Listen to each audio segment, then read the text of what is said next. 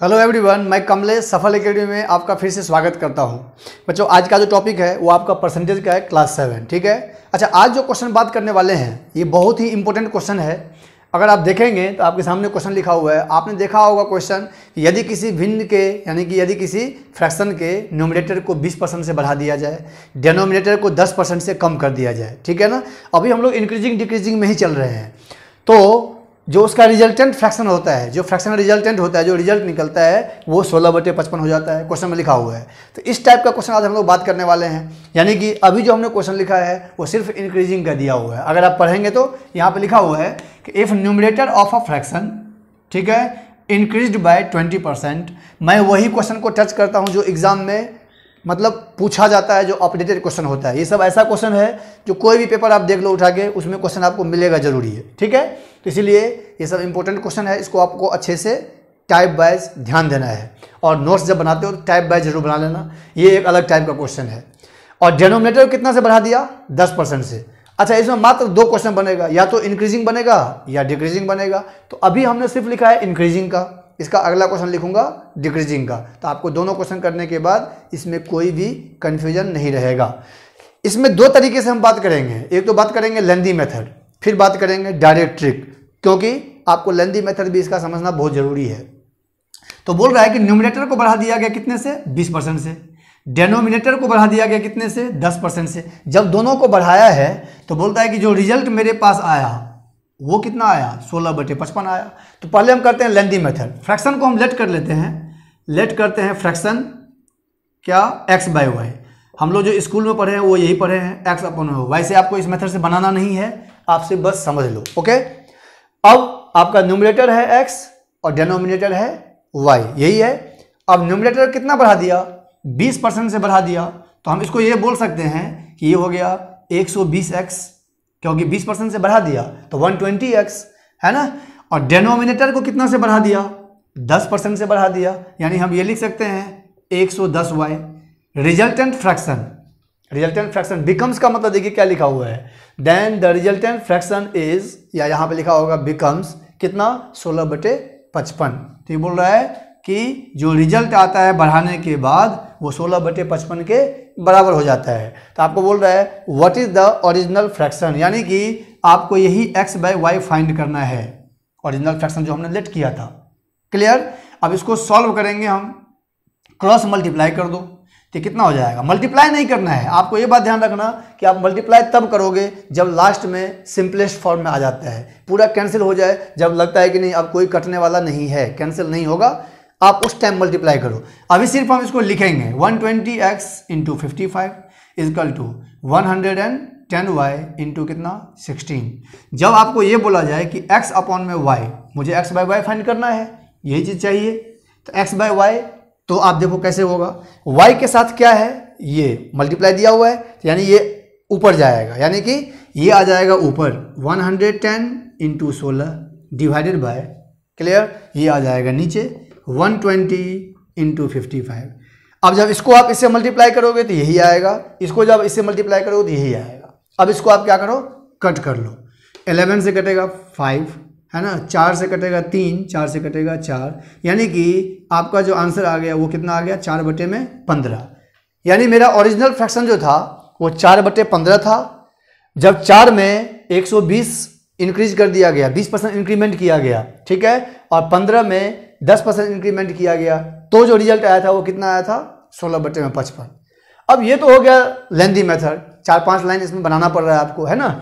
अब इसको शॉर्टकट तरीके से कैसे बनाया जाए, बिल्कुल 1 लाइन का ट्रिक है, आपको ध्यान रखना है। मैं अब आ रहा हूं ट्रिक की बात करने जा रहा हूं। देखिए आपको क्या करना है, वो जैसे जैसे बोल रहा है, जैसे ये बोल रहा है ना कि if the numerator of a fraction increased by, numerator को बढ़ा दिया गया 20% से, तो पहले आप लिख लो न्यूमरेटर को 20% से बढ़ा दो। पहले हम अकॉर्डिंग टू क्वेश्चन इसको सेटअप कर लेते हैं। ओके। डिवाइडेड बाय डिनोमिनेटर कितना बढ़ा दिया गया? 10% से, ये भी हमने लिख लिया। और ये रिजल्टेंट फ्रैक्शन जो है इसको इक्वल मत रखना, आप इसको क्या करना? इंटू कर दो 16/55। यहाँ तक समझ में आ गया होगा। अभी तक हमने सिर्फ क्वेश्चन ही लिखा है। अब आपको कुछ नहीं करना है, ये जो ऊपर जो बढ़ा हुआ है उसको लगा दो नीचे, और नीचे वालों को ले जाओ ऊपर, इंटरचेंज कर दो, तो हम सीधे पहुंच जाएंगे कहाँ पता है? ये जो हमने बनाया है लास्ट लाइन, आपको अभी समझ में आ जाएगा। देखिए क्या करने जा रहे हैं हम। 20% से बढ़ा रहा है ऊपर, तो 20% ले लेंगे नीचे 120, उल्टा कर दिया हमने। ओके, अंश को हर में बदलना है और हर को अंश में बदलना है। क्लियर? 10% नीचे बढ़ रहा था तो हम क्या करेंगे, 10% ले लेंगे ऊपर बढ़ा के 110 इंटू में 16/55। तो अगर आप देखोगे तो यही जो लाइन है, यही मेरा ये लास्ट वाला लाइन है। 110 इंटू 16, तो 110 into 16 divided by 120 into 55, 120 into 55। Clear है? तो इसमें क्या करना पड़ा पता है आपको, ये भी स्टेटमेंट हमने आपको सिर्फ समझाने के लिए लिखा है, ये भी नहीं लिखेंगे हम, डायरेक्ट सीधे एक लाइन में। ये न्यूमरेटर बढ़ाया 120, तो यहीं पर डायरेक्ट क्या करेंगे, डिनोमिनेटर को बढ़ा देंगे 120। ठीक है? अच्छा, डिनोमिनेटर बढ़ाया 10%, तो हम ले लेंगे 110%। ये ट्रिक हम इसीलिए बता रहे हैं आपको क्योंकि नेक्स्ट क्वेश्चन जो आएगा उसमें ये मेथड हम नहीं बात करेंगे।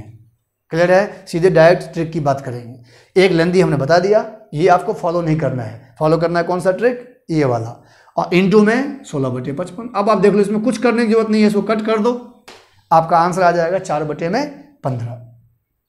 तो ये हो गया इसका शॉर्टकट तरीका। अच्छा, अब जब कभी भी फ्रैक्शन का क्वेश्चन आता है कि न्यूमरेटर को इतने % से बढ़ा दे या घटा दे, ठीक है, डिनोमिनेटर को बढ़ा दे या घटा दे, रिजल्टेंट फ्रैक्शन, इसमें कोई लैंग्वेज में चेंज करेगा ही नहीं, वो यही क्वेश्चन रहेगा। बस फर्क ये होगा कि ये इंक्रीज की जगह पे डिक्रीज दे सकता है। क्लियर?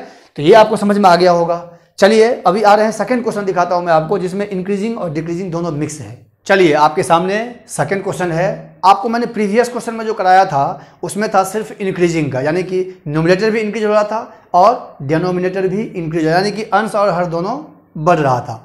अभी जो मैंने दिया हुआ है वो इंक्रीजिंग और डिक्रीजिंग दोनों मिक्स है। अब मैं डायरेक्ट आऊँगा ट्रिक की बात, क्योंकि मैंने आपको पहले वाले क्वेश्चन में लेंदी बता दिया हुआ है। तो मैंने ट्रिक आपको ये बताया था, ठीक है, कि डायरेक्ट जो है ना न्यूमरेटर को डिनोमिनेटर में कन्वर्ट कर दो, उल्टा कर दो। तो पहले क्वेश्चन के हिसाब से हम लिख लेते हैं। बोल रहा है कि if the numerator of a fraction increased by 10%, ठीक है जी, न्यूमरेटर बढ़ा रहा है 10% से, ओके, और डिनोमिनेटर डिक्रीज हो रहा है 10% से, डिनोमिनेटर को डिक्रीज कर दिया 10% से। रिजल्टेंट फ्रैक्शन कितना हो रहा है, 11/18। यहाँ तक आपको कोई डाउट नहीं होना चाहिए क्योंकि अभी हम सिर्फ क्वेश्चन ही लिखे हैं। ये इंटू क्यों कर रहे हैं, क्योंकि ये ट्रिक है। अगर ये लेंदी मेथड से बनाएंगे तो इंटू नहीं होगा, जो कि हमने प्रीवियस में करवाया था, इसलिए आपको कन्फ्यूजन नहीं होना चाहिए इस क्वेश्चन में। क्लियर है? ओके, अब हम क्या करेंगे, इंटरचेंज। आप अपने कॉपी में लिख लेना कि यहाँ पर कि अंश को हर में बदलना है और हर को अंश में बदलना है। ठीक है, numerator is change to denominator and denominator will be change to numerator. Okay, चलिए अब क्या करते हैं, 10% से जो ऊपर बढ़ा है इसको ले लेते हैं नीचे 110, 10% से नीचे जो घटा है इसको ले लेते हैं ऊपर यानी कि 90, और इंटू में लगा देते हैं 11 में कितना, 18। सिंपल सा लॉजिक है। ठीक है, एक स्टेटमेंट अगर आपको ये याद होता है तो आप देखो एक लाइन याद करने पर कितना टाइम बचता है। अगर हमने सिर्फ ये बात याद कर लिया कि अंश को हर में बदलना है, हर को अंश में बदलना है, यानी कि न्यूमरेटर को डिनोमिनेटर में चेंज करना है और डिनोमिनेटर को न्यूमरेटर में चेंज करना है, और इनटू में जो भी रिजल्टेंट फ्रैक्शन है वो, तो आपका देखिए 30 सेकंड से कम में आंसर आ रहा है, 1/2 आंसर आ गया है ना। Answer is 1/2। तो इसमें कुछ बताने के लायक अब शायद नहीं है, आप इस क्वेश्चन को अच्छे से समझ गए होंगे। क्लियर है? आगे बढ़ सकते हैं। तो ये तो हो गया टाइप नंबर 1 फ्रैक्शन का। अब इसमें एक टाइप और मैं ऐड कर रहा हूँ। आज का वीडियो जो है यानी क्लास नंबर 7, इसमें से एग्जाम में पक्का क्वेश्चन पूछता है, तो आपको मैं अभी नेक्स्ट टाइप में ले चलता हूँ और वो क्वेश्चन देखिए कितना बढ़िया है। आपको क्वेश्चन देख के दिल खुश हो जाएगा, आपको लगेगा कि नहीं सही में ये क्वेश्चन बहुत इंपॉर्टेंट है। अगर आपने एग्जाम दिया होगा तो ये क्वेश्चन एग्जाम में आता ही आता है। ठीक है, तो चलिए टाइप देखते हैं नेक्स्ट। चलिए दोस्तों, ठीक है, आपके सामने हमने क्वेश्चन लिखा है 3rd नंबर, और ये आपको क्वेश्चन अगर देखेंगे तो आपको ये बात जरूर समझ में आएगा कि हाँ ये क्वेश्चन बहुत ही इंपॉर्टेंट है ना, क्योंकि ये क्वेश्चन CGL के लिए स्पेशल बना हुआ है। यहाँ भी 2 क्वेश्चन बनता है, तो हम इसी में से दोनों क्वेश्चन बता देंगे ताकि आपका कॉन्सेप्ट क्लियर हो जाए। कभी भी एग्जाम में क्वेश्चन आता है तो आप यहाँ से 2 क्वेश्चन बना सकते हो। दोनों का ट्रिक मैं आपको लिखाऊंगा। पहले क्वेश्चन समझते हैं क्या है। बोल रहा है कि due to 10% decrease in the price of a sugar, ठीक है, चीनी के मूल्य में 10% कमी होने के कारण, 10% की कमी हो रहा है, ये ध्यान रखना है। A man can purchase 5 kg more sugar. देखो या तो यहाँ पे मोर होगा या लेस होगा, आपको ये बात ध्यान रखना है। क्लियर है? 5 kg more sugar in rupees कितना, 100, यानी कि चीनी के मूल्य में 10% कमी होने के कारण एक व्यक्ति 100 रुपये में 5 किलोग्राम अधिक चीनी खरीद पाता है। ऐसा होता है ना कि जब कोई भी चीज़ की कीमत कम होती है तो हम लोग क्या करते हैं, उतने ही पैसे में ज़्यादा खरीदने की कोशिश करते हैं, ज़्यादा मिल जाता है मुझे। अगर प्राइस बढ़ता है तो कम मिलता है ना। जैसे मान लो टोमेटो का कॉस्ट बढ़ जाता है तो हम लोग क्या करते हैं, कम खरीदते हैं। अगर प्राइस कम हो जाता है तो हम लोग ज़्यादा खरीदने की कोशिश करते हैं। क्वेश्चन वही बोल रहा है। Then find the actual price. अच्छा, अब यहाँ पर जो ये लाइन जो दिया होता है, बच्चों को इसमें बहुत ज़्यादा कन्फ्यूजन होता है। देखो, जब कभी भी एक्चुअल प्राइस की बात करें, एक्चुअल प्राइस, ठीक है, एक्चुअल प्राइस का मतलब ये प्रीवियस प्राइस की बात कर रहा है, ये प्रीवियस प्राइस की बात कर रहा है, यानी कि पहले का कॉस्ट पूछ रहा है। ये क्लियर है बात। और जब कभी भी ये न्यू प्राइस की बात करता है, न्यू प्राइस एग्जाम में लिखा होता है ये लैंग्वेज, न्यू प्राइस, तो इसका मतलब करंट प्राइस की बात कर रहा है। करंट का मतलब आज की बात कर रहा है, यानी कि बढ़ने के बाद की बात कर रहा है या घटने के बाद की बात कर रहा है। ये जो बोल रहा है ये घटने से पहले की बात कर रहा है। यहाँ तक समझ में आ गया होगा। ये 2 पॉइंट आप अच्छे से नोट कर लेंगे।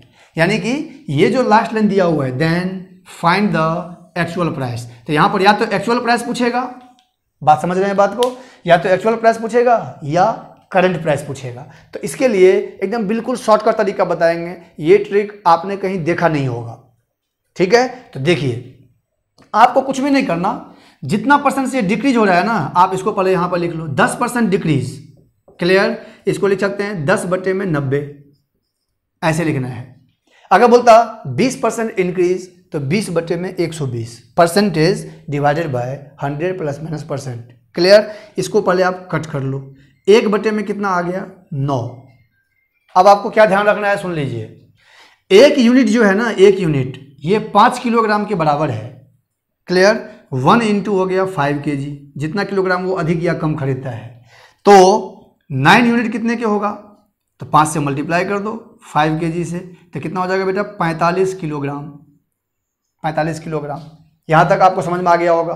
1 यूनिट 5 kg, 1 को 5 से मल्टीप्लाई करेंगे, यानी कि हमेशा यहाँ पर जो भी बचेगा, कम वाला वैल्यू जो होगा, जो भी कम होगा, लेस होगा।